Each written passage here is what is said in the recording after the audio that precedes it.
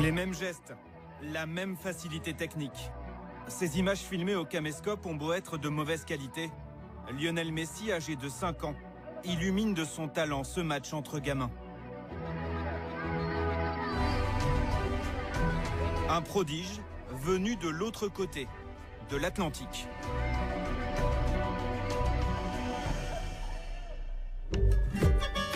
Rosario, le fief du révolutionnaire Che Guevara, la 3e ville d'Argentine à 300 km au nord de Buenos Aires.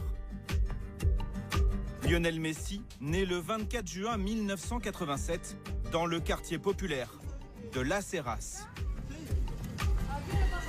Le portail rouge, là, c'est chez lui. Le jeune prodige grandit dans cette maison, entouré de ses parents, de ses 2 frères et de sa sœur. David Treves connaît très bien la famille Messi, pour avoir vécu dans ce quartier, réputé difficile. À l'époque, Las Heras était un endroit humble, où les gens sont des travailleurs. Aujourd'hui, cela reste un quartier humble, mais c'est aussi un quartier parfois compliqué. À la fin des années 80, l'Argentine vient d'en finir avec la dictature militaire. À l'époque, certaines familles du quartier sont durement touchées par la misère. Mais pour Hernán Campagnolo, journaliste argentin qui suit depuis longtemps la famille Messi, ces derniers restent plutôt bien lotis. Son père, surtout, il avait un grand travail, une fabrique, une usine d'acier, la plus importante de l'Argentine. Il était comptable, il faisait plein de choses dans l'usine. Et voilà, c'était un contexte de classe moyenne. Rodrigo Messi, le frère de Lionel, ne s'exprime que très rarement. Mais il garde des souvenirs mémorables de cette enfance passée à Rosario. Lui, le confident, se rappelle parfaitement de l'objet favori de son cadet, un ballon de football. Enfant, il faisait des bêtises, et toujours avec un ballon. C'est un enfant qui vivait pour le ballon.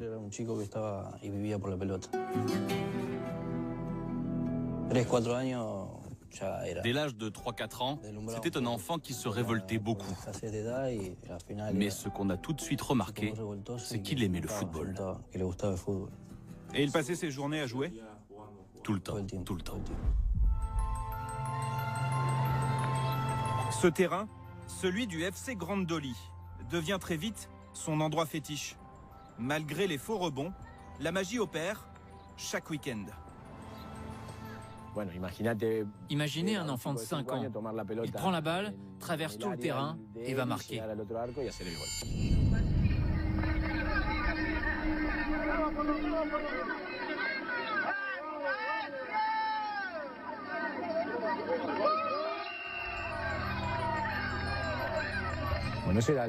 Ce n'était pas quelque chose de normal à voir. Les gens ont commencé à s'en rendre compte dans le quartier.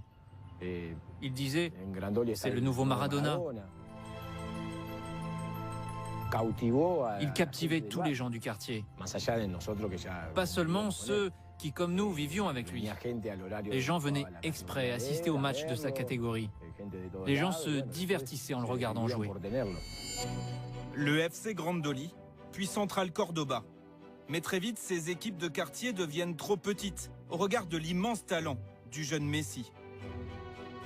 À 10 ans, il intègre le club le plus titré de Rosario. Un club dans lequel a joué la référence absolue, le dieu, Diego Armando Maradona.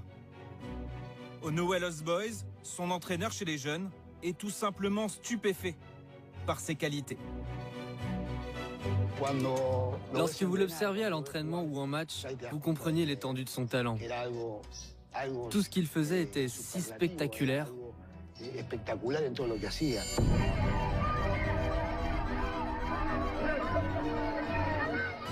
Le parcours brillant de Lionel Messi pourrait être celui de n'importe quelle star du foot. Mais le jeune prodige de Rosario doit faire face à un problème rare.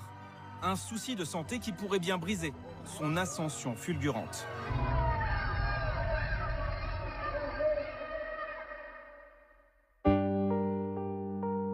Sur cette photo, il paraît bien plus petit que ses camarades.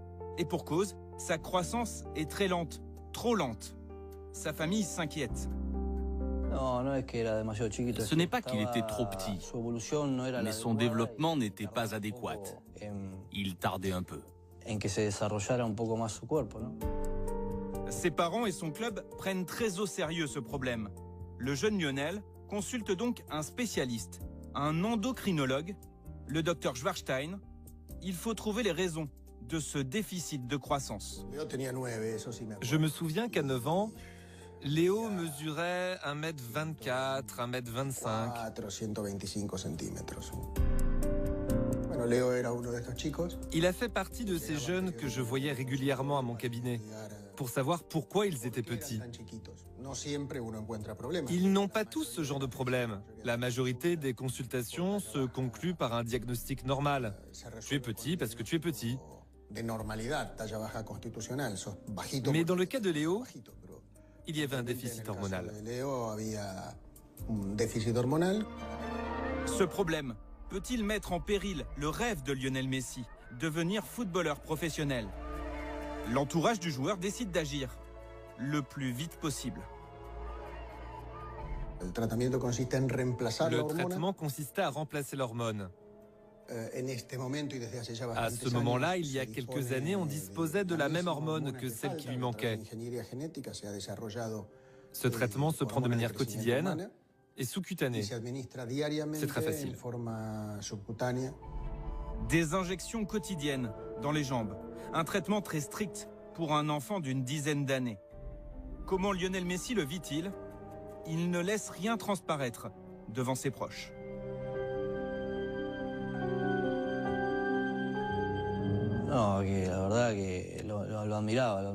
C'est vrai, il était si jeune. Le faire tous les jours, c'était douloureux pour quelqu'un qui voyait cela de l'extérieur. Mais à la fin, c'était impressionnant de le voir. Il ne voulait pas que quelqu'un l'aide? Non, lui seul le faisait. Si Lionel Messi n'en parle pas, le protocole qu'il suit scrupuleusement comble son déficit hormonal et lui permet de poursuivre son rêve. Au début du traitement, il a suivi un processus qui s'appelle le catch-up. Ça signifie qu'il va rapidement récupérer sa taille normale, rattraper son retard. Ça dure 1 an et demi et ça a fonctionné. De combien avait-il besoin de grandir? Il a grandi de 45-50 cm grâce à ce processus. Sur les terrains de Rosario, ses soucis de santé ne l'empêchent pas de continuer de briller. Et la rumeur d'un joueur aux qualités exceptionnelles se répand en Argentine, puis en Amérique du Sud, et même de l'autre côté de l'Atlantique, en Europe.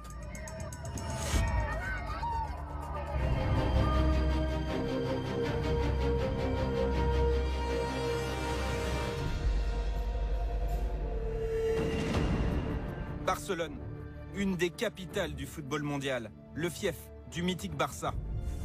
Josep Maria Minguella œuvre pour ce club pendant de longues années. À l'actif de cet ancien agent, les transferts de joueurs emblématiques, le Bulgare Stoichkov, le Brésilien Romario, l'Argentin Maradona. En 2000, il visionne les exploits d'un jeune talent, son âge, 13 ans à peine. En principe, je travaille avec des gamins de 18-19 ans, des plus grands qui peuvent être professionnels. Mais des agents de Rosario ont beaucoup insisté. Ils m'ont envoyé une cassette vidéo, parce qu'à l'époque, c'était des cassettes. Et le petit gars faisait déjà ce qu'il fait aujourd'hui, sauf qu'il n'avait que 12 ou 13 ans. Bluffé, Minguella propose d'organiser un test. Pour la première fois, en juillet 2000, Léo Messi quitte Rosario, accompagné de Jorge, son père, direction la Catalogne. À cette époque, Carles Rexach supervise les équipes de jeunes du Barça. Je me souviens, je passais devant ce terrain comme tous les jours. Je me suis arrêté et j'ai tout de suite vu ses dribbles, ses actions spectaculaires. C'était un enfant différent, à un niveau spécial. Le talent est indéniable, mais un des clubs les plus puissants du monde a-t-il vocation à recruter un garçon, certes surdoué, mais encore très jeune, et pas encore formé physiquement? À cette période, personne ne savait s'il fallait dire oui ou non, s'il fallait refuser. Il était petit, il était étranger. Il fallait convaincre les dirigeants du Barça d'investir non pas sur un joueur qui allait débuter le dimanche suivant en équipe A, mais de miser sur un adolescent qui pourrait peut-être évoluer en équipe professionnelle, mais dont le talent pouvait disparaître d'un seul coup. Et ça complique toujours beaucoup les choses. L'état-major du club hésite. Nous sommes en décembre 2000. Plus de 4 mois après le premier test, les négociations n'avancent plus. Le destin du jeune Messi s'obscurcit. Quand on a décidé de le faire signer, on s'est dit qu'il faudrait le faire venir au club pour paraffer le contrat. Et puis il s'est passé une semaine, 2 semaines, 3 semaines. Et ça ne se faisait pas, et ça devait être le lendemain, puis le jour d'après. Au bout d'un moment, son père et son agent ont fini par se fâcher. Ils ont dit, si cette semaine on ne signe pas, on retourne au pays. Un ultimatum qui va bouleverser la vie de Lionel Messi. Le 14 décembre 2000, dans un restaurant barcelonais, un épisode aujourd'hui légendaire se noue. On n'avait pas de papier sous la main. On a pris une serviette de table et on a écrit son contrat sur une serviette. On a fait cela pour les rassurer surtout.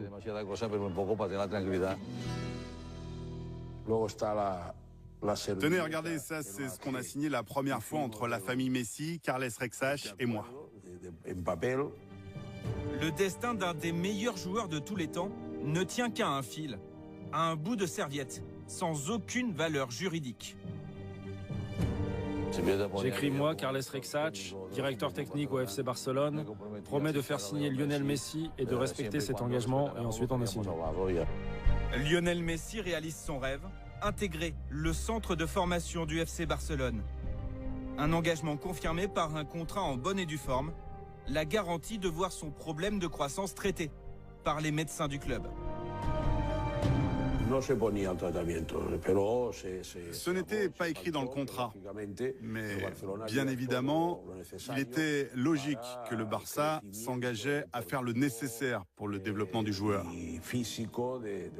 à entrer en contact avec les médecins espagnols, mais aussi avec les spécialistes de la croissance pour continuer son traitement.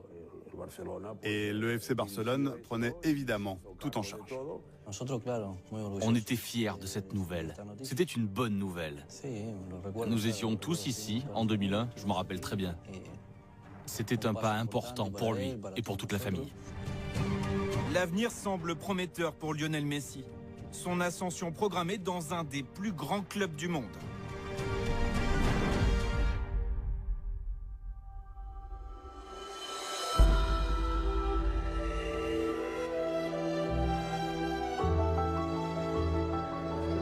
La Masia, à l'ombre du mythique Camp Nou.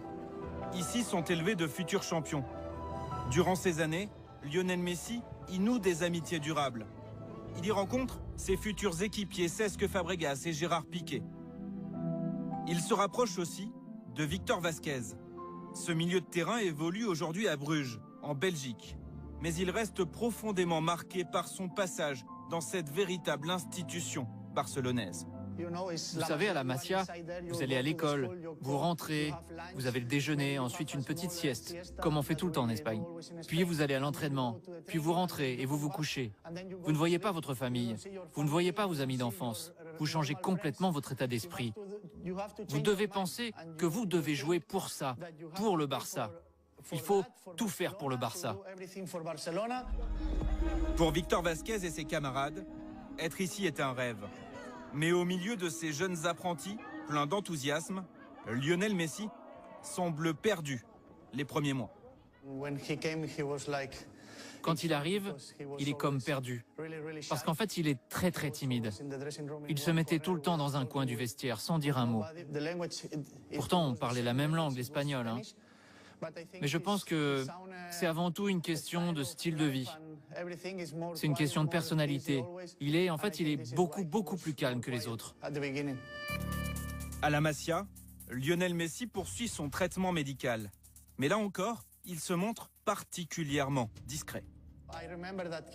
Je me souviens une fois, il est allé en Argentine pour son traitement. Puis après 4 ou 5 mois, il est revenu à Barcelone et il était un petit peu plus grand grâce à ce traitement.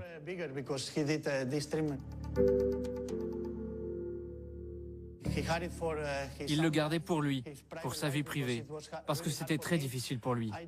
J'ai plusieurs fois essayé d'en parler, mais il me répondait « Je ne préfère pas parler de ça, car c'était difficile pour lui, difficile pour sa famille. » Timide, réservé, le jeune Argentin doit apprendre à vivre loin de ses amis et d'une partie de sa famille. Le joueur progresse, l'adolescent se forge un caractère. Il y a toujours des moments difficiles aussi, durant lesquels les enfants ont besoin de leurs parents. Ils souffrent plus que les gens ne le pensent. Le père va et vient entre Barcelone et Rosario. Il est là avec ses 2 frères. Sa maman, elle, reste en Argentine parce qu'elle se sent mieux à Rosario avec le reste de la famille. Mais de temps en temps, elle vient aussi ici, à Barcelone. Mais pour le jeune Messi, ce qui compte par-dessus tout, c'est de gagner le respect sur le terrain. Que ce soit avec un ballon ou ici, avec une orange, ses prouesses techniques en font très vite le leader incontesté. Nous avons fait 4 ou 5 saisons d'affilée sans perdre un match. C'était fou. Nous avons tout gagné. Parfois même, nous gagnions des matchs 20-0, peut-être même 25-0, et Messi marquait 10 buts et moi 5. C'était complètement fou. Avec Piqué et Fabregas, après 2 ou 3 mois, on se disait « Ce gars est incroyable. Il pourra faire ce qu'il veut et c'est sûr, il arrivera en équipe première, à coup sûr. » 77 matchs, 70 buts. De 13 à 17 ans, Lionel Messi survole les catégories de jeunes du FC Barcelone. Il franchit toutes les étapes avec une précocité rarement vue. Sur ces images, il a 17 ans et évolue en équipe réserve, mais les médias l'imaginent bientôt aux côtés des stars Samuel Eto'o ou Ronaldinho.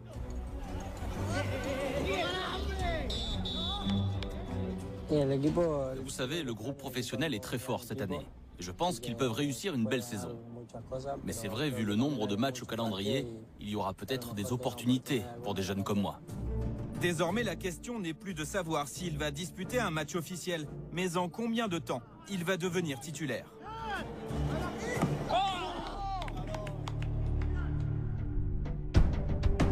Ludovic Giuli évolue au FC Barcelone de 2004 à 2007. Le Français y soulève notamment la Ligue des Champions. Il voit aussi débarquer ce jeune espoir qui, quelques années plus tard, deviendra un redoutable concurrent. Le mercredi, en général, on fait une opposition, la A contre la B. Et on a commencé à le découvrir à ce moment-là, parce qu'il jouait avec la B. Mais il est encore jeune, il avait 16 ans. Donc déjà, à l'époque, c'était énorme de pouvoir jouer, qu'il joue avec nous ou contre nous. Il marque tout de suite les esprits par sa conduite de balle. La vitesse et la technique, il l'avait. Après, on s'est dit oui, ça va être un bon joueur si il passe ces étapes qu'il devait passer avec la B et ensuite avec nous. Et comme toujours avec Lionel Messi, il franchit ces étapes naturellement grâce à son talent. 15 octobre 2004, il débute en championnat d'Espagne et bat un premier record, celui du plus jeune joueur à évoluer sous le maillot du Barça, à 17 ans, 3 mois et 22 jours. Quelques mois plus tard, il marque ses premiers buts, devenant le plus jeune buteur de l'histoire des Blaugrana. Rien ne semble pouvoir lui résister. Il arrivait doucement. Il arrivait quand il y avait Ronny, il y avait Eto'o, il y avait moi, il y avait Deco. Donc lui, il est arrivé, hop. Et quand Ronny, par contre, est parti, c'est là que on avait des attentes par rapport à lui. Mais on l'a préparé pour ça. C'est là qu'il a commencé à être constant et à être bon, à être très bon. L'Argentin prend toujours plus de place, il se montre encore plus décisif. Conscient de cette influence grandissante, un homme décide de bouleverser la hiérarchie, de construire toute l'équipe autour de lui.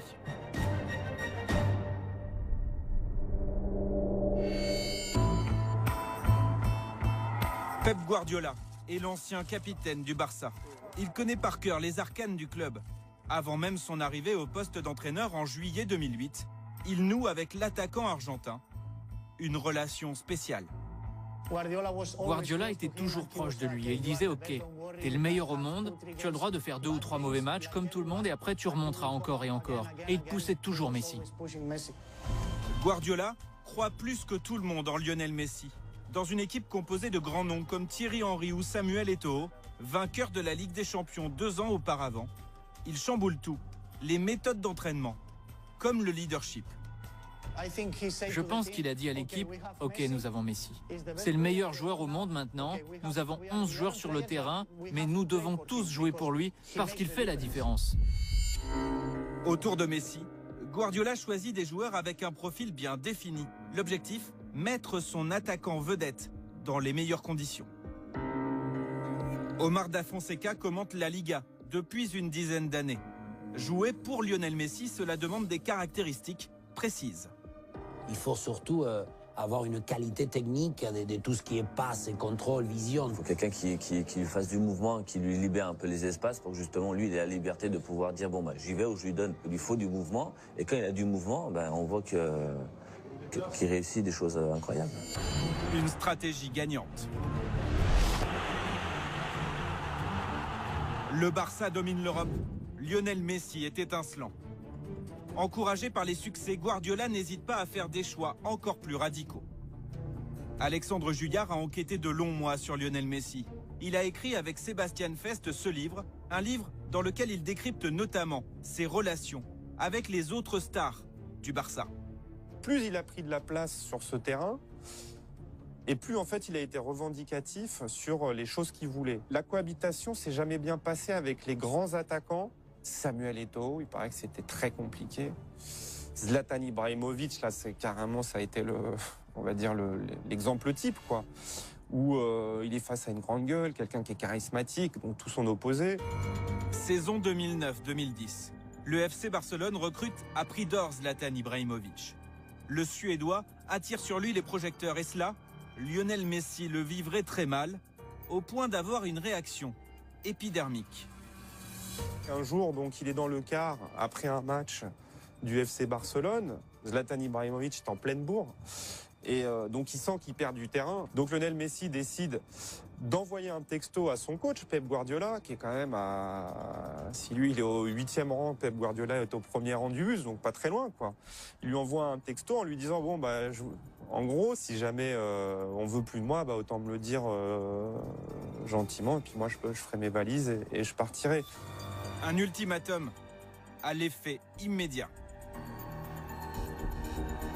Ça a été la fameuse révolution de Guardiola de décider de déplacer Lionel Messi de l'aile droite ou de l'aile gauche jusqu'au centre et de devenir un faux numéro 9. Et donc, par la même occasion, de virer, quoi, tout simplement, Zlatan Ibrahimovic. Les décisions fortes de Guardiola donnent des résultats qui vont au-delà des espérances. Depuis 2008, le Barça rafle toutes les compétitions ou presque. 2 Ligues des Champions, 2 Mondiales des clubs, 2 Supercoupes d'Europe, 2 Coupes d'Espagne, 4 titres de champion d'Espagne, 4 Supercoupes d'Espagne. Mais ce flot de succès a un prix. Lionel Messi s'expose énormément.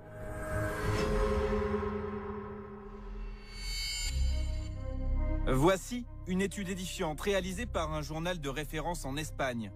Il répertorie toutes les blessures du joueur star du Barça. 16 lésions, plus ou moins graves, depuis août 2005. Plus remarquable, 2 muscles sont régulièrement touchés, le biceps fémoral gauche et les adducteurs. Alain Simon a dirigé le staff médical du PSG, puis de l'équipe de France. Existe-t-il un lien entre ces blessures récurrentes et le traitement hormonal suivi par Messi pendant son adolescence? Aucun. Je pense qu'il n'y a vraiment aucun rapport. Les hormones de croissance, quand elles sont utilisées chez les professionnels, chez les sportifs, dans tout sport confondu, puisqu'on en a entendu parler dans plein de sports, eh bien, elles sont utilisées pour renforcer la masse musculaire. Donc, pour renforcer la masse musculaire, la protéger. Et en fait, quand les gens utilisent des hormones de croissance, renforcent de façon anarchique leurs muscles, ils risquent plus sur les tendons que sur les muscles. Le muscle n'est pas forcément plus vulnérable parce qu'on a pris des hormones de croissance. Mais alors pourquoi Lionel Messi se blesse-t-il autant au même endroit et notamment aux adducteurs. Il se blesse plusieurs fois parce que d'abord c'est le muscle le plus sollicité, mais surtout parce que est-ce qu'on lui laisse le temps de cicatriser? Est-ce qu'on lui laisse le temps de se réparer? Est-ce qu'on lui laisse le temps de récupérer et de reprendre? C'est moins sûr. Lionel Messi dispute en moyenne 52 matchs par saison. Ces blessures seraient donc le contre-coup inévitable d'une carrière effrénée au plus haut niveau. Pour soutenir le rythme, prévenir des blessures, le Barça entreprend depuis près de 10 ans un travail de fond individualisé. Le staff surveille tout, de la récupération à l'alimentation, le péché mignon de Messi, lorsqu'il était jeune. Quand il est arrivé à la première équipe à Barcelone, qu'il venait sortir de la Masie, il était tout jeune. Il mangeait que des pizzas, des pâtes, des choses qu'un sportif professionnel il peut manger, mais pas tout le temps, pas beaucoup de légumes. Et c'est à ce moment-là, le Barça a mis un nutritionniste et tout a commencé à se complémenter. Juan Robro, ici à gauche, et pendant plusieurs saisons son préparateur personnel. Sa mission, donner à Messi un physique à la hauteur de son talent. Michael Jordan, Diego Maradona et pas mal des autres, ils avaient aussi un personal trainer. Et même un masseur, des gens qui sont 100% de son confiance, parce qu'il passe tellement de temps avec eux, qu'ils les connaissent super bien, sa façon de se nourrir, de dormir, de s'entraîner. Il apprend à ménager son corps, à travailler en fonction de son gabarit atypique, 1,69 m pour 67 kg. Ludovic Giuli a la même morphologie que Lionel Messi, et cela nécessite d'être particulièrement attentif à la récupération. Quand on est de cette taille-là, ce qu'on a peur, c'est toujours de la déchirure. Parce qu'on a besoin de récupérer, on est tonique, on n'a pas besoin de nous travailler la vivacité, la vitesse tous les jours, ça sert à rien, on l'a en nous. Il faut juste que le muscle il se repose bien, qu'on l'étire, qu'on essaye justement que dans la récupération, il y a un moment donné où nos jambes elles sont à 100%. Le résultat de ce travail saute aux yeux. À gauche, Lionel Messi en 2005, à droite, en 2014. Plus costaud, plus affûté, plus musclé, notamment au niveau des jambes. Jusqu'à 2008, il n'avait même pas des mollets, il avait plutôt des cure-dents comme aux jambes et assez menu. Là, on parle tout au début, lorsqu'il ne tenait même pas sur ses jambes, le côté résistance physique par rapport à l'impact, etc. Et il ne l'avait pas du tout. Maintenant, je crois qu'il a élargi les épaules, il a une espèce d'amplitude de corps qui lui permet encore mieux bonifier le côté technique. Et les Barcelonais le savent, un Lionel Messi à 100% physiquement peut leur offrir des moments inoubliables. 2011, sur le terrain de l'ennemi, le Real Madrid, il inscrit un des plus beaux buts de sa carrière. Conduite de balle, vitesse d'exécution, sang-froid devant le but. En une action, un concentré de Lionel Messi au sommet. En 2009, à 2 jours d'un match France-Argentine, Thierry Henry, alors équipier de Messi au Barça, décrit cette fameuse conduite de balle entre analyse technique et admiration totale. Léo a un dribble court que j'avais rarement vu avant. On a vraiment l'impression que son ballon est collé à son pied. Léo Messi, attention, ça lui permet de pouvoir changer de direction à n'importe quel moment et d'effacer un joueur à n'importe quel moment. Léo Messi, attention, il y a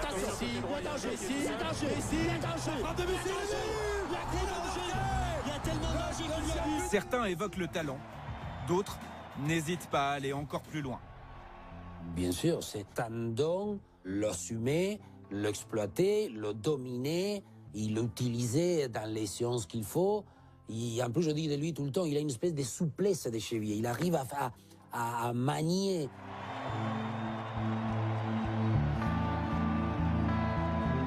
On appelle ça le côté talent, génie, venu on dit tout le temps, je crois qu'il a des sens beaucoup plus développés que n'importe quel autre joueur. Ce qui paraît encore plus fort, c'est que Messi a fait de son point faible sur le papier, sa taille, un véritable atout. Quand on est petit comme nous, on n'a pas le choix. On a la chance d'avoir de la technique et de la vivacité. Et aujourd'hui, la vivacité, on voit que c'est hyper important sur le terrain et on joue avec nos qualités. Nous, on n'a pas demandé d'être petit. On a demandé juste d'aimer le foot et on a ce point fort. Ce point fort, c'est la réaction et la vivacité par rapport aux autres joueurs. Donc ça, nous, on l'a en nous. Messi a ce pouvoir unique, tout faire basculer sans avoir besoin de marquer. Sur cette action, il fixe 3 joueurs de Manchester. La défense adverse est désorganisée. David Villa est démarqué à l'entrée de la surface de réparation. L'attaquant va avoir le temps de contrôler le ballon puis d'ajuster une superbe frappe. Son impact dans une équipe est tel qu'au Barça, il y a l'ère Messi, il y a le reste. Sans aucun doute. Il y a dans cette équipe une Messi-dépendance. On a bien constaté que c'était un joueur indispensable pour nous. Mais la dépendance vaut aussi dans l'autre sens, car dans l'équipe, on fait tout pour lui faciliter le chemin vers le but. L'analyse d'Andrés Iniesta appelle une question fondamentale. Lionel Messi pourrait-il réussir dans un autre club, dans une autre équipe, qui ne lui serait pas entièrement dévouée? S'il va en Angleterre, je continue à dire que le foot anglais, il est beaucoup moins rigoureux, moins insouciant dans tout ce qui est purement défensif, des stratégies. Les défenseurs, ils rentrent encore. C'est hors de question qu'en Angleterre, un défenseur central qui mesure moins d'1,90 m. C'est presque inadmissible. Qui dit tout ça, il dit une espèce de raideur, une espèce de lenteur pour se retourner. Donc, je dis que si Messi va en Angleterre, il fait un festival. Un immense joueur qui pourrait donc s'adapter à n'importe quel style de jeu, dans n'importe quel championnat. Juge les meilleurs. Je confirme ce que les gens disent, c'est un excellent joueur. Alors oui, encore une fois, ce n'est vraiment que du bonheur de voir un tel prodige sur le terrain. Bien sûr qu'il fait déjà partie de l'histoire du football. Alors oui, il a encore des choses à prouver. Il est très jeune, mais oui, encore une fois, il peut écrire les plus belles pages du football. Les 4 ballons d'or conquis par Lionel Messi résument bien sa place dans l'histoire du football. Un joueur unique. Messi sur le terrain, son talent fait l'unanimité. Sa personnalité reste, et c'est rare pour une star de cette ampleur, extrêmement méconnue.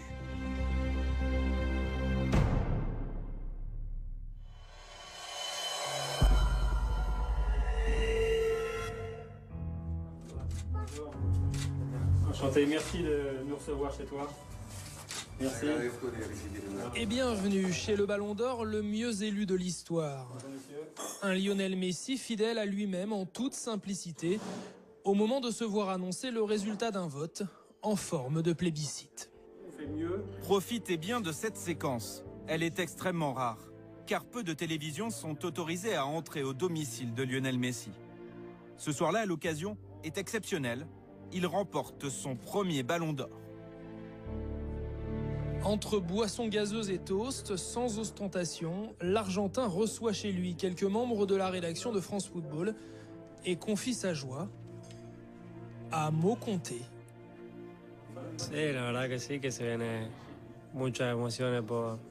Je ressens forcément une grande joie pour beaucoup de raisons.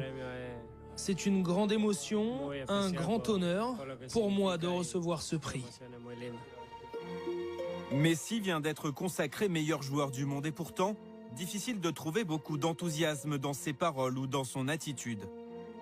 L'homme est mystérieux puisqu'on ne le connaît pas, il donne très peu aux médias, il a a priori, sur ce qu'on sait, sur ce qu'on voit, sur ce qu'on entend, c'est quelqu'un qui n'aime pas parler, qui n'aime pas se retrouver en face à face avec quelqu'un. Donc déjà, voilà, une communication, on va dire, assez restreinte. Tous ceux que nous avons interrogés sont unanimes. Qu'ils aient connu Messi, enfant, adolescent ou adulte, tous évoquent un trait de caractère en particulier, sa timidité. Léo, on l'entendait pas, on l'entendait de temps en temps sur deux, trois conneries qu'on faisait, mais c'était quelqu'un de très réservé. Hein.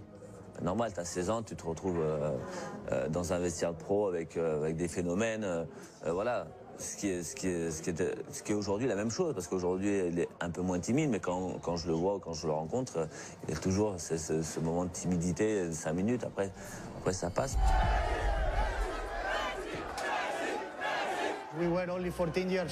On n'avait que 14 ans. On allait au supermarché pour faire du shopping, on allait faire du bowling avec les amis. Mais comme je vous disais, il était vraiment très discret, il était timide. Il était toujours avec son frère et son père, donc il était vraiment très calme. Bon, ça lui arrivait de sortir parfois avec nous, mais franchement pas beaucoup. Et d'ailleurs, à l'époque, quand il est arrivé à la Masia et qu'il a commencé à jouer à Barcelone, dans la fameuse génération Piqué, Cesc, Fabregas, Piqué a un jour raconté qu'il se demandait s'il était muet ou pas. Donc c'est dire si il faisait profil bas, et ça n'a jamais été quelqu'un de très communicatif. Est-ce dû à ces années passées loin de l'Argentine, à ces moments difficiles vécus pendant l'enfance ou l'adolescence? Lionel Messi se comporte de la même manière qu'il soit à Barcelone ou chez lui, à Rosario. Moi, je le côtoyais tous les 28 décembre. Il fait en Argentine avec les associations, il réunit, etc. Je le côtoyais déjà 2-3 fois. Et c'est là où on s'aperçoit que c'est quelqu'un qui a du mal à pouvoir encore se forger. Vous lui dites s'il pleut, il sort, il va dire peut-être. Je veux dire, c'est quelqu'un qui n'est pas encore déterminé. C'est pas du tout quelqu'un que lorsqu'il rentre dans une chambre, dans une pièce, comme on dit, vous retournez. Si tu le vois, il est toujours, toi, il est à peu près petit, mais il fait encore plus petit. Tu le vois, tu lui dis vas-y prendre une photo, il y va. Toi, c'est un mec pas charismatique. Non, voilà, du tout. Messi l'atypique, un talent immense, mais une aura limitée en dehors du terrain.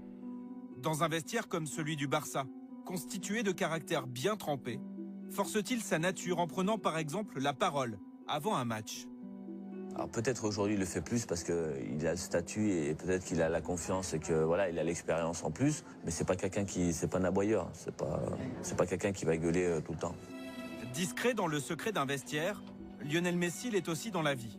Il est une star dont les moindres gestes sont scrutés et pourtant, il parvient à parfaitement préserver son intimité.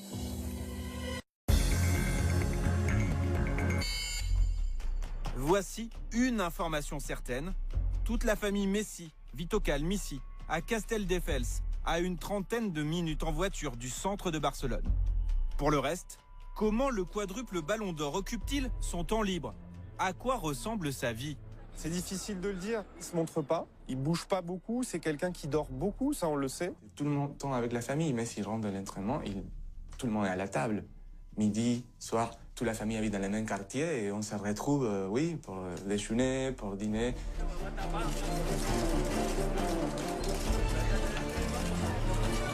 Que sait-on de sa vie privée? Que Lionel Messi est en couple avec Antonella Roccuzzo, ici en blanc, au centre de l'écran. Une amie d'enfance avec laquelle il a un fils, Thiago. Et c'est tout. Hors de question de faire chaque semaine la une des magazines. En cherchant bien, nous avons trouvé un article sulfureux. Il date de 2006, évoque une soirée qui serait pleine d'alcool, de sexe et de musique. C'est pas quelqu'un qui va aller sur tous les dance floors de Barcelone. C'est pas quelqu'un qui va aller boire plus que de raison. C'est pas quelqu'un qui va aller se marrer avec ses copains dans une boîte ou dans un bar ou dans un restaurant. C'est quelqu'un de très casanier. L'image de Messi, c'est celle du bon père de famille, concentré sur sa carrière sportive, discret sur sa vie privée. Un personnage sans histoire pour qui la famille est un véritable refuge. Les Messi, un clan, avec un personnage central. Le chef de clan, c'est le père, Jorge Messi. Voilà, c'est lui qui gère tout. Il a toujours voulu le mieux pour son fils. Donc c'est lui qui a toujours vécu avec lui, qui l'a amené à Barcelone. C'est lui qui s'est battu pour que son fils signe un contrat. Un père omniprésent, tout comme Rodrigo, le grand frère de Lionel. Et cela dure depuis 14 ans, depuis ses premiers pas chez les jeunes du FC Barcelone. Son père et son frère étaient toujours là à l'entraînement. Ils étaient toujours avec lui. Ils l'accompagnaient à l'entraînement parce qu'il était toujours tout seul. Je me souviens aussi qu'il venait toujours à l'école avec son frère et son père. C'est une relation assez fusionnelle.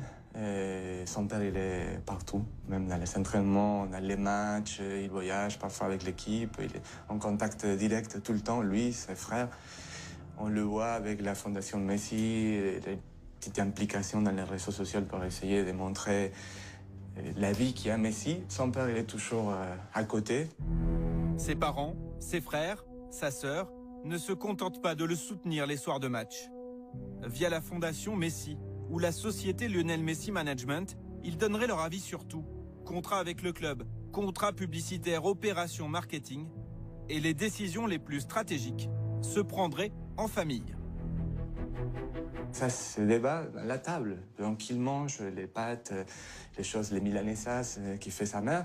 Et c'est eux qui sont la voix et même les votes sur ce qu'il va décider et qu'il va faire Messi. Donc c'est très très important et Messi les écoute et il a une confiance aveugle. Avant, on fonctionnait comme ça. On pouvait comprendre à l'époque des stars de foot des années 80 en Amérique latine qui avaient les mêmes fonctionnements. Maintenant, tout est beaucoup plus professionnel. Si on doit signer un contrat, on embauche un comptable. On les paye 3, 5, 7, 10%. Si on doit faire un contrat, on a un avocat. Est-ce la peur des mauvaises influences?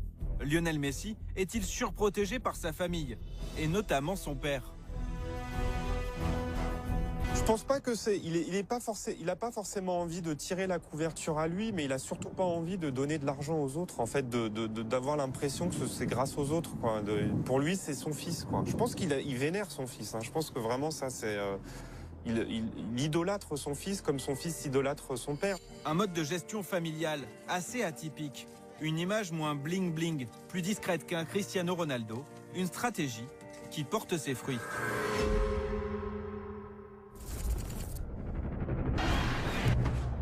Lionel Messi, héros du dernier spot de son équipementier. Une pub diffusée dans le monde entier, vue 40 millions de fois sur YouTube. Messi choisi par son sponsor pour contrecarrer l'autre icône du foot mondial, Cristiano Ronaldo.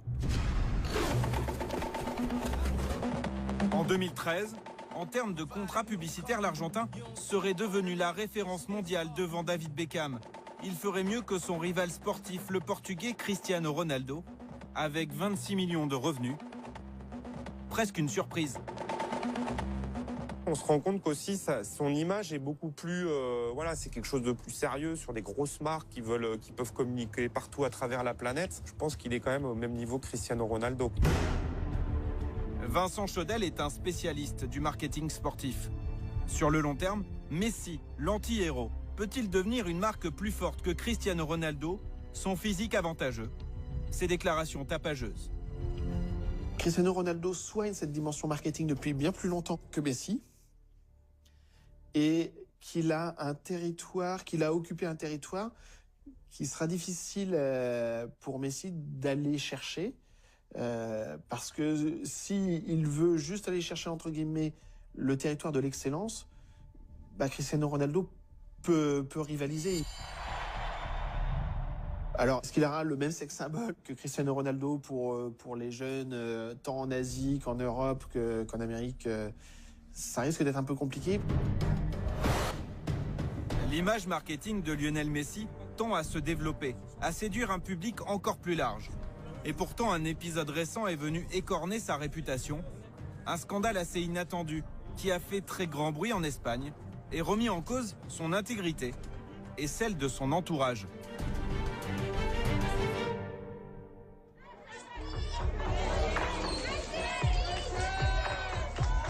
27 septembre 2013, Lionel Messi face au juge. Incroyable, la star du football, à l'image publique parfaite, doit répondre de l'accusation de fraude fiscale. Il aurait omis de déclarer ses revenus de droit d'image, estimés à plus de 10 millions d'euros. Une humiliation publique. C'était un moment où en Espagne il y avait beaucoup de problèmes politiques et finalement Messi a fait les unes de tous les journaux pendant 2 semaines parce que c'était un voyou qui ne payait pas ses impôts. Donc il a été sali. Dans l'ombre de Lionel, c'est son père Jorge, lui aussi sur le banc des accusés, qui est jugé responsable par une partie des observateurs, un père qui n'hésite pas à dédouaner son fils en direct à la radio. Il n'a absolument rien à voir avec ça. Il n'y a pas lieu d'évoquer cette affaire. Ce sont mes affaires et mes avocats s'en occupent. Il n'a rien à voir là-dedans. Et si ce scandale illustrait les limites du fonctionnement des Messi, les limites du repli sur la famille? On est sur un problème fiscal, il n'a pas payé ses impôts, c'est pas lui le comptable, il va pas regarder les chiffres, il y a tellement de choses à gérer. Bon, ça c'est normal. Après, de dire qu'il n'a aucune responsabilité dessous, c'est un peu facile quand même, parce que ça veut dire, c'est son argent quand même, c'est lui qui le gagne, c'est lui qui doit payer des impôts. Cet épisode-là, pour moi, est assez significatif de ce qu'est Lionel Messi et comment il gère sa vie. Lionel Messi est avant tout respecté pour ses performances sur le terrain. Il ne sera jamais une célébrité. Il cultive avant tout l'image d'une star du sport adulée partout dans le monde, mais paradoxe, rarement épargnée dans son propre pays.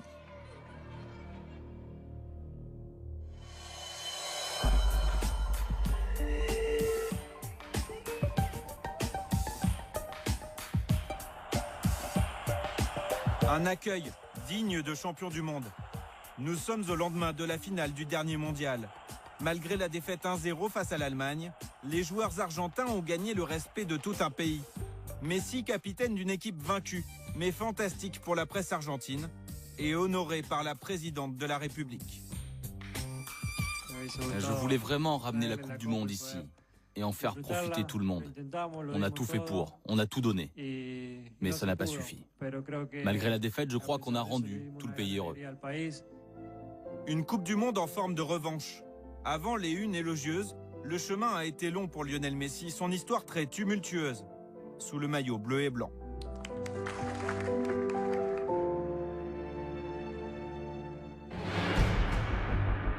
« 17 août 2005, la Pulga Lapus, comme on le surnomme dans son pays, fête sa première sélection. Il ne reste que 47 secondes sur le terrain après un carton rouge. L'histoire commence mal. Mais ce qui dessert Messi, ce n'est pas cette expulsion, la seule et unique de sa carrière à ce jour, ni ses qualités footballistiques, non. C'est son parcours personnel qui ne plaît pas aux supporters. Tout le monde en Argentine, si on sait que tu es très fort, on n'aime pas trop que tu as quitté l'Argentine pour aller habiter en Espagne. Les Argentins reprocheraient à Messi d'être parti trop jeune, à l'âge de 13 ans. Hernán Campagnolo s'est lui aussi exilé pour travailler en Europe. Le regard serait parfois acerbe vis-à-vis des expatriés. Et dès qu'on rentre en Argentine, on ne regarde pas de la même façon. On pense que nous, on est des Européens, qu'on a beaucoup d'argent, qu'ici tout est facile. Donc voilà, de toute façon, tu n'es pas ici pour savoir comment ça se passe. Donc il a toujours une méfiance, mais aussi, on n'est pas égal. C'est un reproche? C'est un reproche avec beaucoup de rancœur aussi, ouais. Lionel Messi a forgé sa légende à Barcelone à des milliers de kilomètres de Buenos Aires. Gagner le cœur des supporters représente, dès ses débuts, un immense défi. Souvent, en fait, les joueurs de sélection argentine, ils ont toujours pour eux d'avoir joué pour un club argentin. Donc, le mec qui a joué à River Plate, le mec qui a joué à Boca Juniors. Et donc, ils ont un soutien d'une certaine frange de la population ou de certains supporters. Lionel Messi, lui, quand il arrive en équipe d'Argentine, déjà, on se demande s'il est argentin, s'il est espagnol, qu'est-ce qui lui a pris dans sa tête d'aller partir en Espagne, alors qu'en Argentine, on forme très bien les joueurs. Enfin, il y a déjà du scepticisme assez important. Lionel Messi a-t-il conscience de ce décalage avec son pays? Nous sommes en 2006 et il tente d'arrondir les angles. Je me sens argentin, mais c'est vrai que je dois beaucoup à la Catalogne et au Barça qui m'ont accueilli. Outre le simple éloignement géographique, il existerait un autre décalage entre Messi et l'Argentine, la mentalité. C'est pas une grande gueule comme tous les Argentins. La plupart d'Argentins, on est des descendances gestuelles, vocales, etc. Avec une espèce de aura et des certitudes très bêtes. Lui, c'est pas ça. Lui, c'est quelqu'un d'encore, oui, trop calme. Si on attend de Messi le côté rageur, le côté chiffonnier, et c'est pas lui. Mais le football sud-américain réclame d'autres vertus moins techniques, plus physiques et mentales. Quand on fait des éliminatoires, une Copa América, quand on va jouer en Bolivie, en Équateur, on se fait rentrer dans la gueule, les stades, la pelouse, elle n'est pas toujours bien. Voilà, il a fallu aussi qu'il s'adapte à ce football-là, qu'il le découvre, puisqu'il ne le connaissait pas. Une approche du football plus européenne que sud-américaine. Une carrière menée depuis plus de 13 ans en Espagne. Voilà ce qui a longtemps porté préjudice à Lionel Messi. Mais le Barcelonais est aussi la victime indirecte d'un autre joueur, un autre numéro 10, le dieu des Argentins.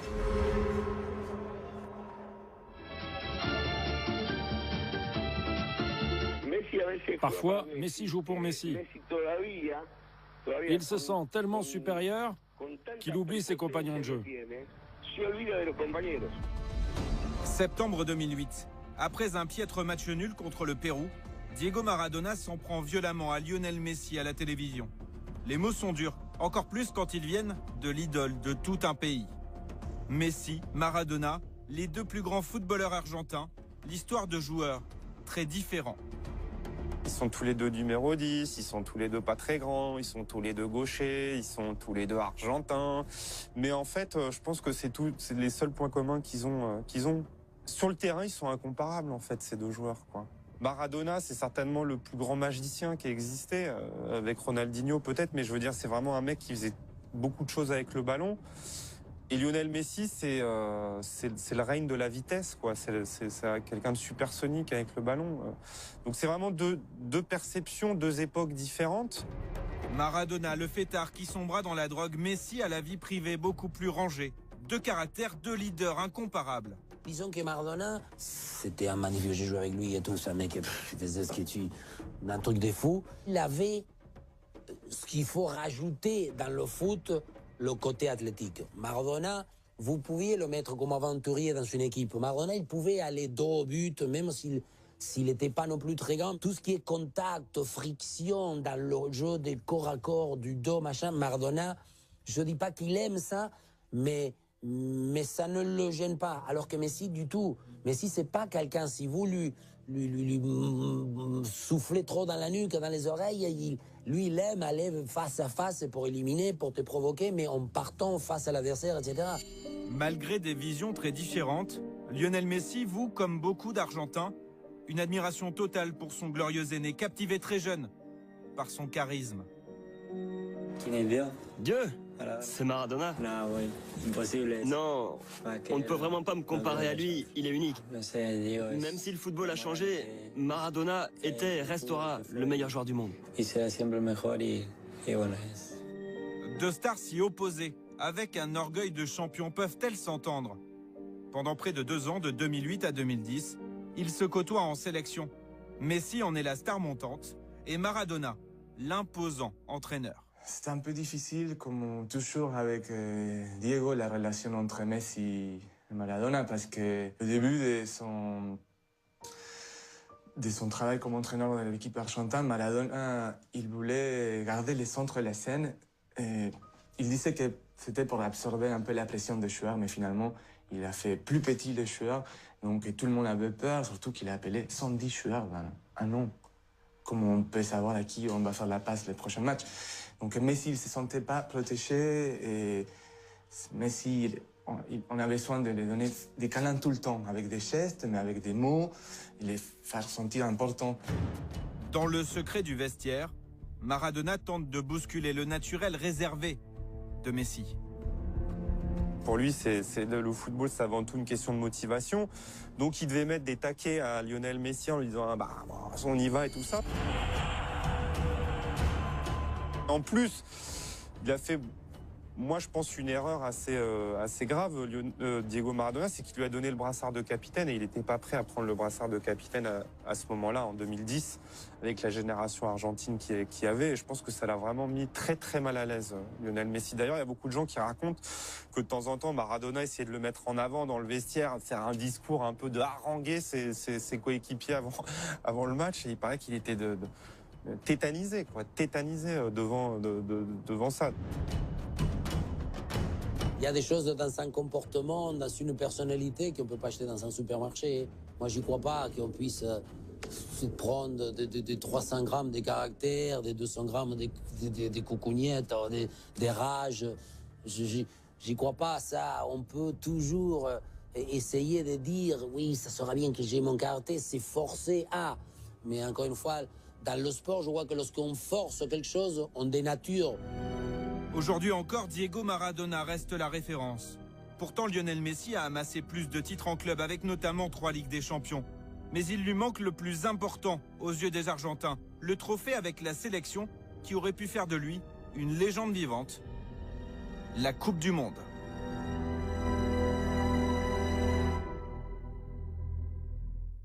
Tout le pays compte sur un homme. Un quadruple ballon d'or, déjà 4 fois buteur dans la compétition. Un Messi qui se verrait bien dans le rôle du sauveur, lui qui n'a encore rien gagné avec les ciels et bleus.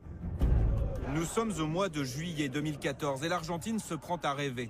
Les supporters imaginent déjà un nouveau sacre mondial après ceux de 1978 et 1986.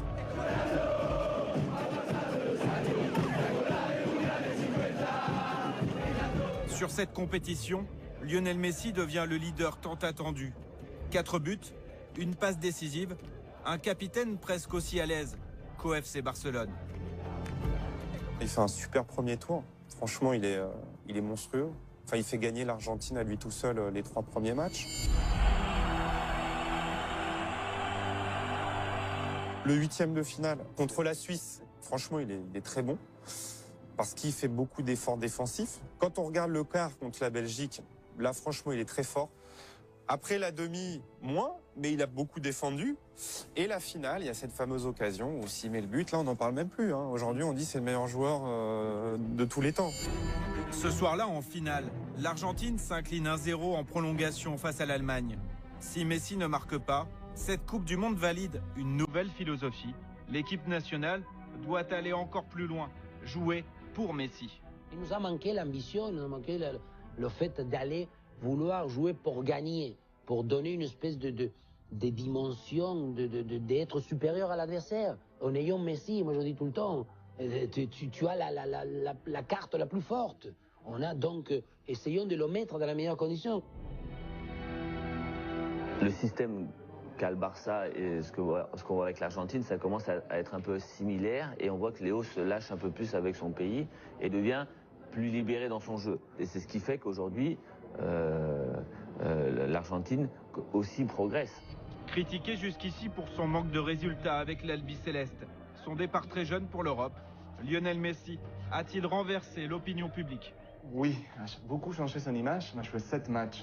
Il a été très fort. L'Argentine a fait une très belle Coupe du Monde avec les matos qu'il y avait, parce qu'il faut être réaliste, c'était inattendu. À 27 ans, Lionel Messi a tout gagné en club. Il ne lui reste plus qu'un seul défi, mener l'Argentine à la victoire en Coupe du Monde. Ce titre qui ferait de lui peut-être le plus grand joueur de tous les temps.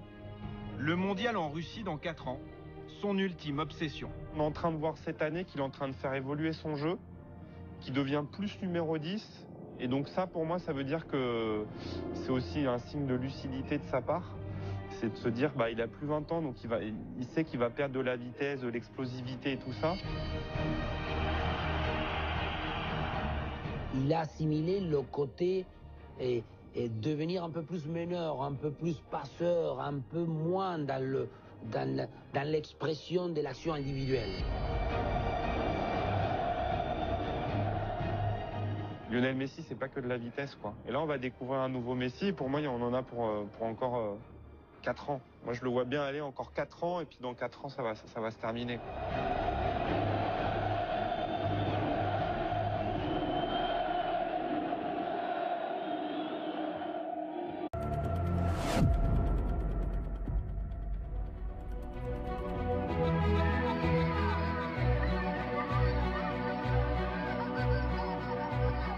Les mêmes gestes, la même facilité technique. Ces images filmées au caméscope ont beau être de mauvaise qualité.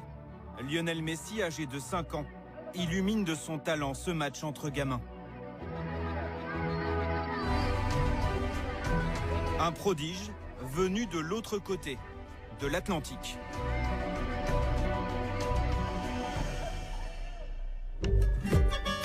Rosario, le fief du révolutionnaire Che Guevara, la 3e ville d'Argentine à 300 km au nord de Buenos Aires. Lionel Messi, né le 24 juin 1987 dans le quartier populaire de Las Heras. Le portail rouge là, c'est chez lui. Le jeune prodige grandit dans cette maison, entouré de ses parents, de ses 2 frères et de sa sœur. David Treves connaît très bien la famille Messi pour avoir vécu dans ce quartier, réputé difficile. À l'époque, Las Heras était un endroit humble, où les gens sont des travailleurs. Aujourd'hui, cela reste un quartier humble, mais c'est aussi un quartier parfois compliqué. À la fin des années 80, l'Argentine vient d'en finir avec la dictature militaire. À l'époque, certaines familles du quartier sont durement touchées par la misère. Mais pour Hernán Campagnolo, journaliste argentin qui suit depuis longtemps la famille Messi, ces derniers restent plutôt bien lotis.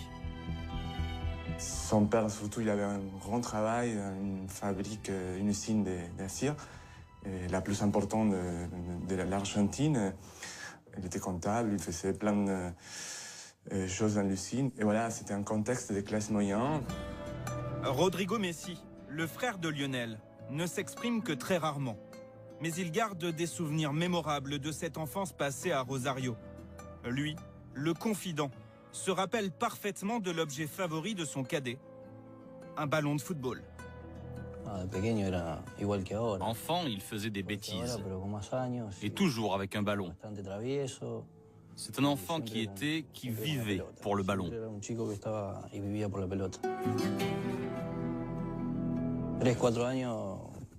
Dès l'âge de 3-4 ans, c'était un enfant qui se révoltait beaucoup. Mais ce qu'on a tout de suite remarqué, c'est qu'il aimait le football. Et il passait ses journées à jouer ? Tout le temps, tout le temps. Ce terrain, celui du FC Grande Dolly, devient très vite son endroit fétiche. Malgré les faux rebonds, la magie opère chaque week-end. Imaginez un enfant de 5 ans. Il prend la balle, traverse tout le terrain et va marquer.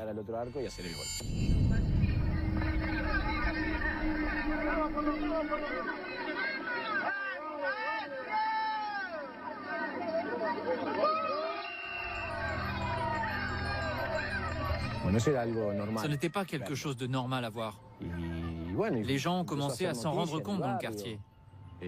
Ils disaient, c'est le nouveau Maradona. Il captivait tous les gens du quartier. Pas seulement ceux qui, comme nous, vivions avec lui. Les gens venaient exprès assister au match de sa catégorie. Les gens se divertissaient en le regardant jouer. Le FC Grande Dolly, puis Central Cordoba. Mais très vite, ces équipes de quartier deviennent trop petites au regard de l'immense talent du jeune Messi. À 10 ans, il intègre le club le plus titré de Rosario, un club dans lequel a joué la référence absolue, le dieu, Diego Armando Maradona. Au Newell's Boys, son entraîneur chez les jeunes est tout simplement stupéfait par ses qualités. Lorsque vous l'observiez à l'entraînement ou en match, vous compreniez l'étendue de son talent.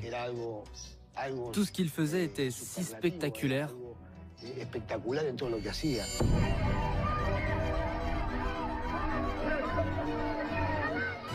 Le parcours brillant de Lionel Messi pourrait être celui de n'importe quelle star du foot. Mais le jeune prodige de Rosario doit faire face à un problème rare. Un souci de santé qui pourrait bien briser son ascension fulgurante.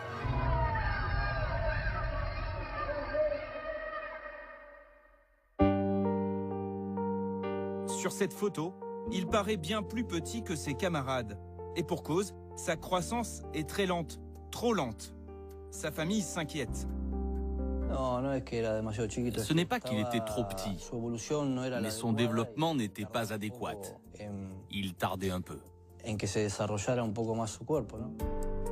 Ses parents et son club prennent très au sérieux ce problème.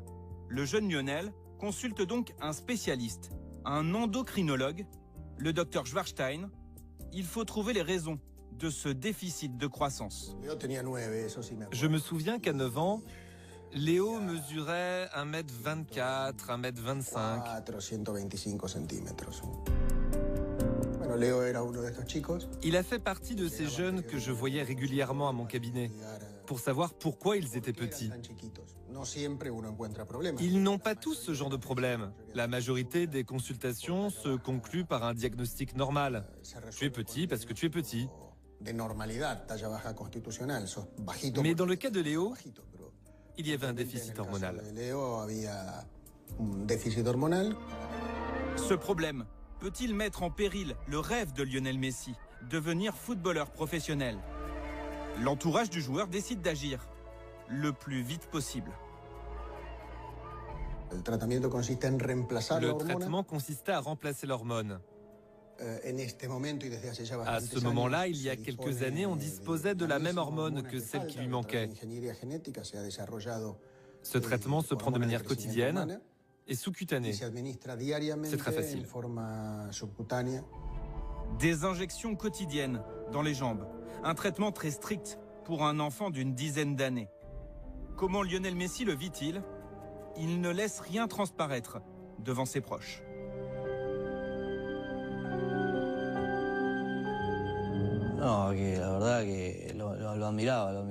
C'est vrai, il était si jeune. Le faire tous les jours, c'était douloureux pour quelqu'un qui voyait cela de l'extérieur. Mais à la fin, c'était impressionnant de le voir. Il ne voulait pas que quelqu'un l'aide. Non, lui seul le faisait. Si Lionel Messi n'en parle pas, le protocole, qu'il suit scrupuleusement, comble son déficit hormonal et lui permet de poursuivre son rêve. Au début du traitement, il a suivi un processus qui s'appelle le catch-up. Ça signifie qu'il va rapidement récupérer sa taille normale, rattraper son retard. Ça dure 1 an et demi et ça a fonctionné. De combien avait-il besoin de grandir? Il a grandi de 45-50 cm grâce à ce processus. Sur les terrains de Rosario, ses soucis de santé ne l'empêchent pas de continuer de briller. Et la rumeur d'un joueur aux qualités exceptionnelles se répand en Argentine, puis en Amérique du Sud, et même de l'autre côté de l'Atlantique, en Europe.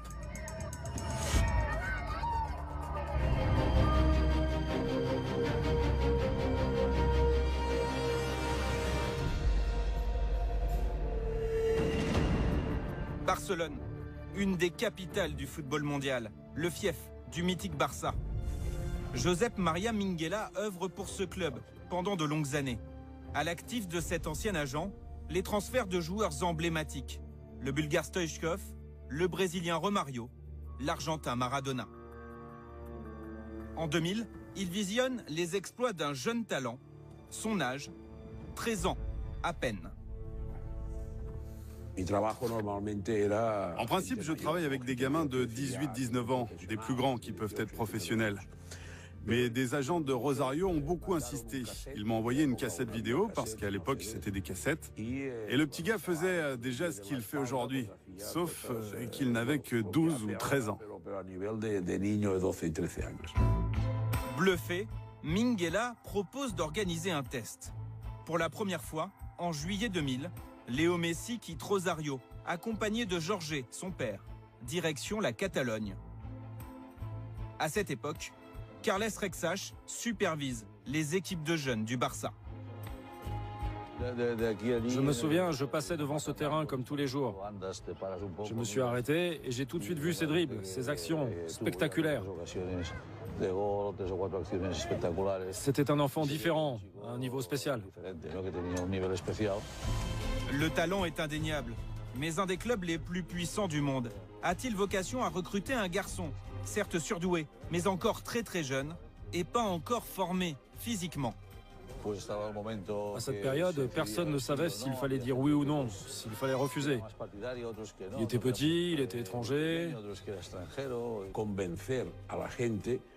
Il fallait convaincre les dirigeants du Barça d'investir non pas sur un joueur qui allait débuter le dimanche suivant en équipe A, mais de miser sur un adolescent qui pourrait peut-être évoluer en équipe professionnelle, mais dont le talent pouvait disparaître d'un seul coup. Et ça complique toujours beaucoup les choses.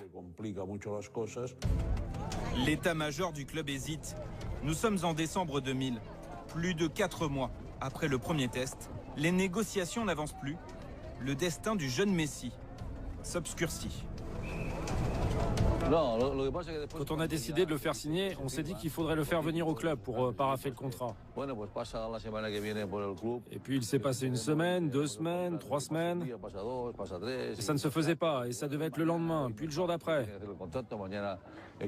Au bout d'un moment, son père et son agent ont fini par se fâcher. Ils ont dit, si cette semaine on ne signe pas, on retourne au pays. Un ultimatum qui va bouleverser la vie de Lionel Messi. Le 14 décembre 2000, dans un restaurant barcelonais, un épisode, aujourd'hui légendaire, se noue.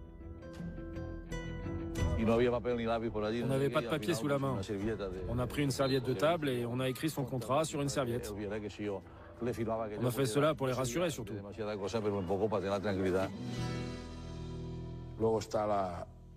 Tenez, regardez, ça c'est ce qu'on a signé la première fois entre la famille Messi, Carles Rexach et moi. Le destin d'un des meilleurs joueurs de tous les temps ne tient qu'à un fil, à un bout de serviette, sans aucune valeur juridique. J'écris moi, Carles Rexach, directeur technique au FC Barcelone, promets de faire signer Lionel Messi et de respecter cet engagement, et ensuite on a signé. Lionel Messi réalise son rêve intégrer le centre de formation du FC Barcelone. Un engagement confirmé par un contrat en bonne et due forme, la garantie de voir son problème de croissance traité par les médecins du club. Ce n'était pas écrit dans le contrat, mais bien évidemment, il était logique que le Barça s'engageait à faire le nécessaire pour le développement du joueur, à entrer en contact avec les médecins espagnols, mais aussi avec les spécialistes de la croissance pour continuer son traitement. Et le FC Barcelone prenait évidemment tout en charge. On était fiers de cette nouvelle. C'était une bonne nouvelle. Nous étions tous ici en 2001, je m'en rappelle très bien. C'était un pas important pour lui et pour toute la famille. L'avenir semble prometteur pour Lionel Messi. Son ascension programmée dans un des plus grands clubs du monde.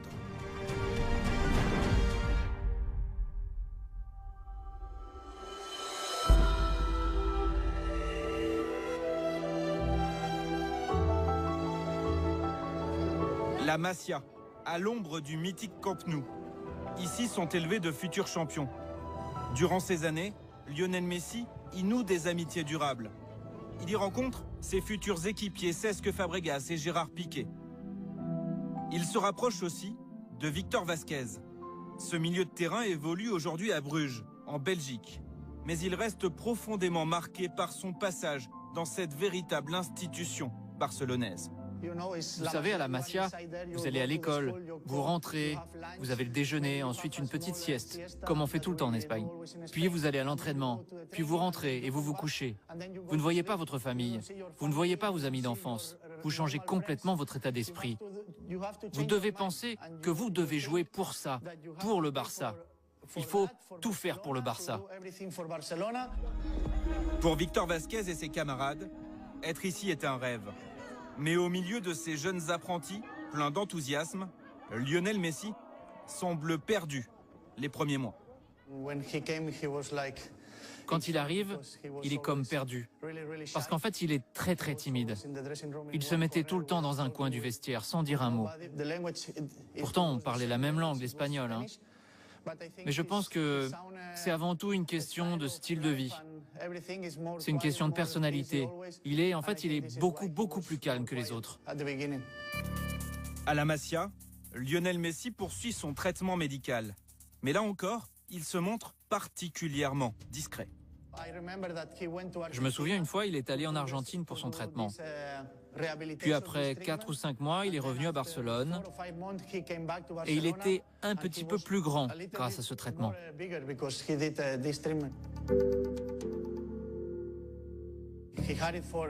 Il le gardait pour lui, pour sa vie privée, parce que c'était très difficile pour lui.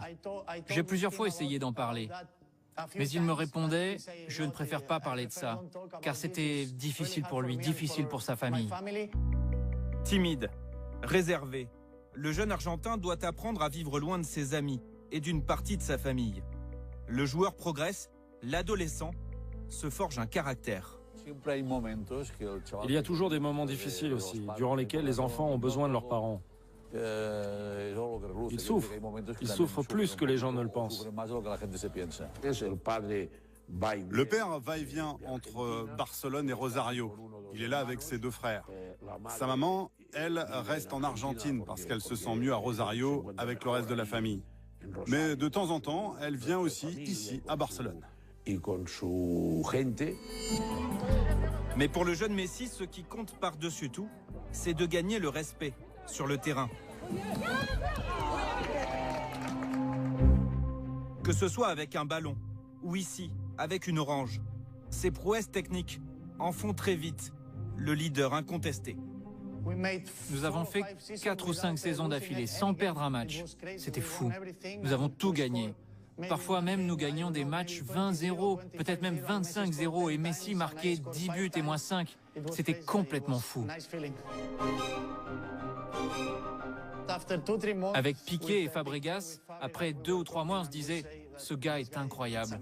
Il pourra faire ce qu'il veut et c'est sûr, il arrivera en équipe première, à coup sûr. » 77 matchs, 70 buts. De 13 à 17 ans, Lionel Messi survole les catégories de jeunes du FC Barcelone. Il franchit toutes les étapes avec une précocité rarement vue. Sur ces images, il a 17 ans et évolue en équipe réserve, mais les médias l'imaginent bientôt aux côtés des stars Samuel Eto'o ou Ronaldinho.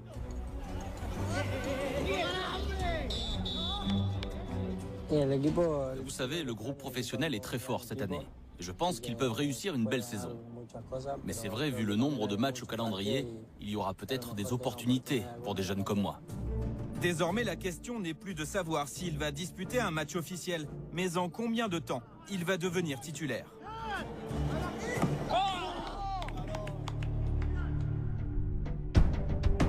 Ludovic Giuli évolue au FC Barcelone de 2004 à 2007. Le Français y soulève notamment la Ligue des Champions. Il voit aussi débarquer ce jeune espoir qui, quelques années plus tard, deviendra un redoutable concurrent. Le mercredi, en général, on fait une opposition, la A contre la B. Et on a commencé à le découvrir à ce moment-là, parce qu'il jouait avec la B. Mais il est encore jeune, il avait que 16 ans. Donc déjà, à l'époque, c'était énorme de pouvoir jouer, qu'il joue avec nous ou contre nous. Il marque tout de suite les esprits par sa conduite de balle. La vitesse et la technique, il l'avait. Après, on s'est dit oui, ça va être un bon joueur si il passe ces étapes qu'il devait passer avec la B et ensuite avec nous. Et comme toujours avec Lionel Messi, il franchit ces étapes naturellement grâce à son talent. 15 octobre 2004, il débute en championnat d'Espagne et bat un premier record, celui du plus jeune joueur à évoluer sous le maillot du Barça, à 17 ans, 3 mois et 22 jours. Quelques mois plus tard, il marque ses premiers buts, devenant le plus jeune buteur de l'histoire des Blaugrana. Rien ne semble pouvoir lui résister. Il arrive doucement. Il est arrivé quand il y avait Ronny, il y avait Eto'o, il y avait moi, il y avait Deco. Donc lui, il est arrivé, hop. Et quand Ronny, par contre, est parti, c'est là que on avait des attentes par rapport à lui. Mais on l'a préparé pour ça. C'est là qu'il a commencé à être constant et à être bon, à être très bon. L'Argentin prend toujours plus de place, il se montre encore plus décisif. Conscient de cette influence grandissante, un homme décide de bouleverser la hiérarchie, de construire toute l'équipe autour de lui.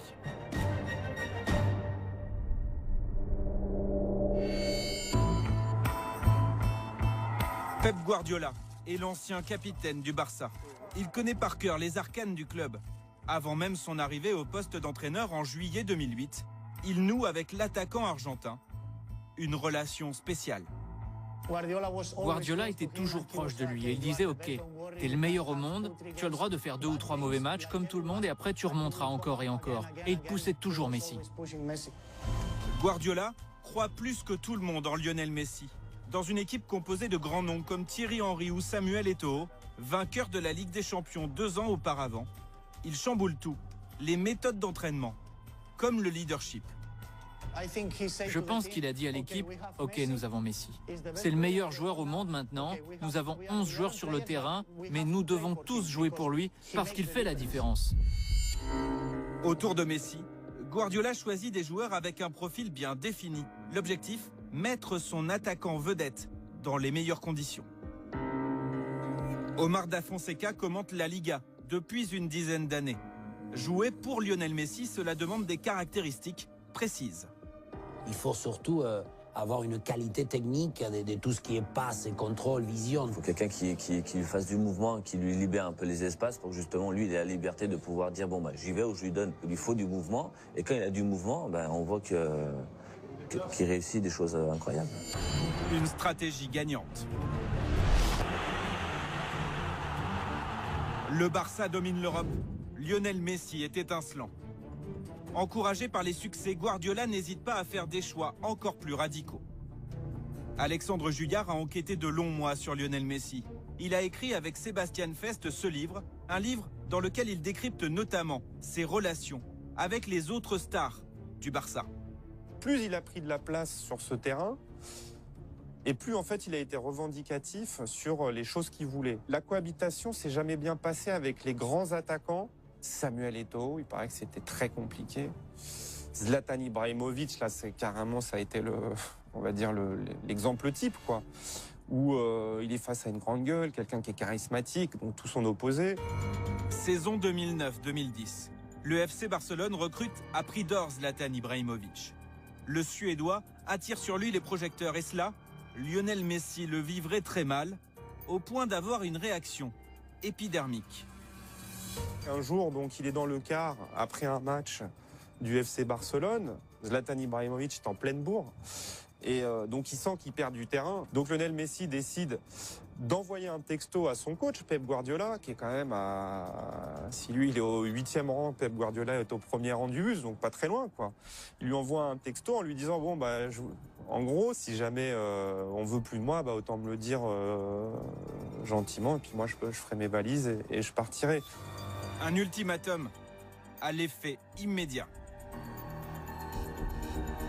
Ça a été la fameuse révolution de Guardiola de décider de déplacer Lionel Messi de l'aile droite ou de l'aile gauche jusqu'au centre et de devenir un faux numéro 9 et donc par la même occasion de virer, quoi, tout simplement Zlatan Ibrahimovic. Les décisions fortes de Guardiola donnent des résultats qui vont au-delà des espérances. Depuis 2008, le Barça rafle toutes les compétitions ou presque.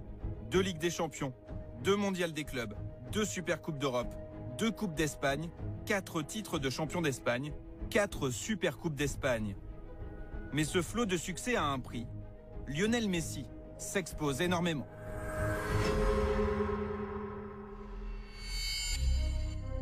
Voici une étude édifiante réalisée par un journal de référence en Espagne. Il répertorie toutes les blessures du joueur star du Barça. 16 lésions, plus ou moins graves, depuis août 2005.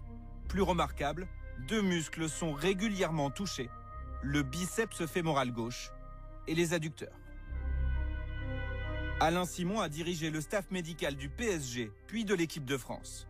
Existe-t-il un lien entre ces blessures récurrentes et le traitement hormonal suivi par Messi pendant son adolescence? Aucun. Je pense qu'il n'y a vraiment aucun rapport. Les hormones de croissance, quand elles sont utilisées chez les professionnels, chez les sportifs, dans tout sport confondu, puisqu'on en a entendu parler dans plein de sports, eh bien, elles sont utilisées pour renforcer la masse musculaire. Donc, pour renforcer la masse musculaire, la protéger. Et en fait, quand les gens utilisent des hormones de croissance, renforcent de façon anarchique leurs muscles, ils risquent plus sur les tendons que sur les muscles. Le muscle n'est pas forcément plus vulnérable parce qu'on a pris des hormones de croissance. Mais alors pourquoi Lionel Messi se blesse-t-il autant au même endroit, et notamment aux adducteurs? Il se blesse plusieurs fois parce que d'abord c'est le muscle le plus sollicité, mais surtout parce que est-ce qu'on lui laisse le temps de cicatriser? Est-ce qu'on lui laisse le temps de se réparer? Est-ce qu'on lui laisse le temps de récupérer et de reprendre? C'est moins sûr. Lionel Messi dispute en moyenne 52 matchs par saison. Ces blessures seraient donc le contre-coup inévitable d'une carrière effrénée au plus haut niveau. Pour soutenir le rythme, prévenir des blessures, le Barça entreprend depuis près de 10 ans un travail de fond individualisé. Le staff surveille tout, de la récupération à l'alimentation, le péché mignon de Messi, lorsqu'il était jeune. Quand il est arrivé à la première équipe à Barcelone, qu'il venait sortir de la Masie, il était tout jeune, il mangeait que des pizzas, des pâtes, des choses qu'un sportif professionnel il peut manger, mais pas tout le temps, pas beaucoup de légumes. Et c'est à ce moment-là, le Barça a mis un nutritionniste et tout a commencé à se complémenter. Juan Robro, ici à gauche, et pendant plusieurs saisons son préparateur personnel. Sa mission, donner à Messi un physique à la hauteur de son talent. Michael Jordan, Diego Maradona et pas mal des autres, ils avaient aussi un personal trainer. Et même un masseur, des gens qui sont 100% de son confiance, parce qu'ils passent tellement de temps avec eux, qu'ils les connaissent super bien, sa façon de se nourrir, de dormir, de s'entraîner. Il apprend à ménager son corps, à travailler en fonction de son gabarit atypique, 1,69 m pour 67 kg. Ludovic Giuli a la même morphologie que Lionel Messi, et cela nécessite d'être particulièrement attentif à la récupération. Quand on est de cette taille-là, ce qu'on a peur, c'est toujours de la déchirure. Parce qu'on a besoin de récupérer, on est tonique, on n'a pas besoin de nous travailler la vivacité, la vitesse tous les jours, ça sert à rien, on l'a en nous. Il faut juste que le muscle il se repose bien, qu'on les tire, qu'on essaye justement que dans la récupération, il y a un moment donné où nos jambes elles sont à 100%. Le résultat de ce travail saute aux yeux. À gauche, Lionel Messi en 2005, à droite, en 2014. Plus costaud, plus affûté, plus musclé, notamment au niveau des jambes. Jusqu'à 2008, il n'avait même pas des mollets, il avait plutôt des cure-dents comme aux jambes et assez menu. Là, on parle tout au début, lorsqu'il ne tenait même pas sur ses jambes, le côté résistance physique par rapport à l'impact, etc. Et il ne l'avait pas du tout. Maintenant, je crois qu'il a élargi les épaules, il a une espèce d'amplitude de corps qui lui permet encore mieux bonifier le côté technique. Et les Barcelonais le savent, un Lionel Messi à 100% physiquement peut leur offrir des moments inoubliables. 2011, sur le terrain de l'ennemi, le Real Madrid, il inscrit un des plus beaux buts de sa carrière. Conduite de balle, vitesse d'exécution, sang-froid devant le but. En une action, un concentré de Lionel Messi au sommet. En 2009, à 2 jours d'un match France-Argentine, Thierry Henry, alors équipier de Messi au Barça, décrit cette fameuse conduite de balle entre analyse technique et admiration totale. Léo a un dribble court que j'avais rarement vu avant. On a vraiment l'impression que son ballon est collé à son pied. Ça lui permet de pouvoir changer de direction à n'importe quel moment et d'effacer un joueur à n'importe quel moment.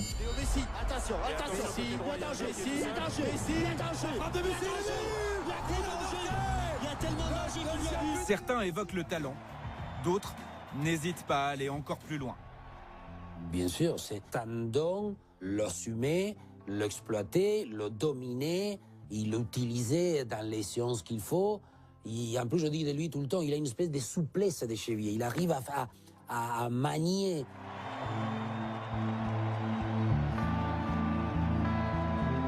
On appelle ça le côté talent, génie, venu on dit tout le temps, je crois qu'il a des sens beaucoup plus développés que n'importe quel autre joueur.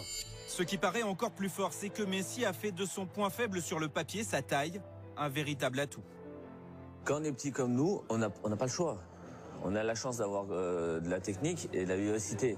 Et aujourd'hui, la vivacité, on voit que c'est hyper important sur le terrain et on joue avec nos qualités. Nous, on n'a pas demandé d'être petit. On a demandé juste d'aimer le foot et on a ce point fort. Ce point fort, c'est la réaction et la vivacité par rapport aux autres joueurs. Donc ça, nous, on l'a en nous. Messi a ce pouvoir unique, tout faire basculer sans avoir besoin de marquer. Sur cette action, il fixe 3 joueurs de Manchester. La défense adverse est désorganisée. David Villa est démarqué à l'entrée de la surface de réparation. L'attaquant va avoir le temps de contrôler le ballon, puis d'ajuster une superbe frappe. Son impact dans une équipe est tel qu'au Barça, il y a l'ère Messi, il y a le reste. Sans aucun doute. Il y a dans cette équipe une Messi-dépendance. On a bien constaté que c'était un joueur indispensable pour nous. Mais la dépendance vaut aussi dans l'autre sens, car dans l'équipe, on fait tout pour lui faciliter le chemin vers le but. L'analyse d'Andrés Iniesta appelle une question fondamentale. Lionel Messi pourrait-il réussir dans un autre club, dans une autre équipe, qui ne lui serait pas entièrement dévouée? S'il va en Angleterre, je continue à dire que le foot anglais, il est beaucoup moins rigoureux, moins insouciant dans tout ce qui est purement défensif, des stratégies. Les défenseurs, ils rentrent encore. C'est hors de question qu'en Angleterre, ait un défenseur central qui mesure moins d'1,90 m. C'est presque inadmissible. Qui dit tout ça, il dit une espèce de raideur, une espèce de lenteur pour se retourner. Donc, je dis que si Messi va en Angleterre, il fait un festival. Un immense joueur qui pourrait donc s'adapter à n'importe quel style de jeu, dans n'importe quel championnat. Juge les meilleurs. Je confirme ce que les gens disent, c'est un excellent joueur. Alors oui, encore une fois, ce n'est vraiment que du bonheur de voir un tel prodige sur le terrain. Bien sûr qu'il fait déjà partie de l'histoire du football. Alors oui, il a encore des choses à prouver. Il est très jeune. Mais oui, encore une fois, il peut écrire les plus belles pages du football. Les 4 ballons d'or conquis par Lionel Messi résument bien sa place dans l'histoire du football. Un joueur unique, Messi sur le terrain, son talent fait l'unanimité. Sa personnalité reste, et c'est rare pour une star de cette ampleur, extrêmement méconnue.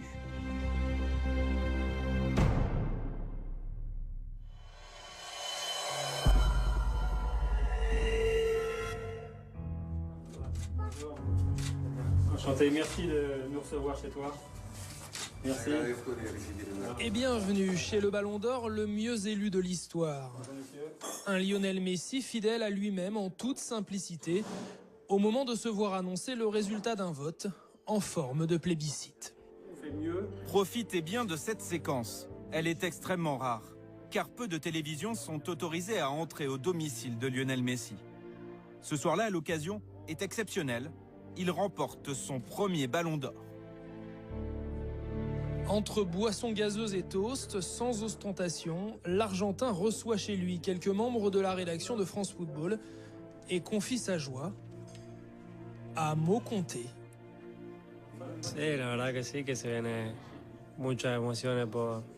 Je ressens forcément une grande joie pour beaucoup de raisons. C'est une grande émotion, un grand honneur pour moi de recevoir ce prix. Messi vient d'être consacré meilleur joueur du monde et pourtant, difficile de trouver beaucoup d'enthousiasme dans ses paroles ou dans son attitude. L'homme est mystérieux puisqu'on ne le connaît pas, il donne très peu aux médias, il a a priori, sur ce qu'on sait, sur ce qu'on voit, sur ce qu'on entend, c'est quelqu'un qui n'aime pas parler, qui n'aime pas se retrouver en face à face avec quelqu'un, donc déjà, voilà, une communication, on va dire, assez restreinte. Tous ceux que nous avons interrogés sont unanimes. Qu'ils aient connu Messi, enfant, adolescent ou adulte, tous évoquent un trait de caractère en particulier, sa timidité. Léo, on l'entendait pas, on l'entendait de temps en temps sur deux, trois conneries qu'on faisait, mais c'était quelqu'un de très réservé. Hein. Normal, tu as 16 ans, tu te retrouves dans un vestiaire pro avec des phénomènes, voilà. Ce qui est aujourd'hui la même chose, parce qu'aujourd'hui il est un peu moins timide, mais quand je le vois, quand je le rencontre, il y a toujours ce moment de timidité de 5 minutes, après ça passe.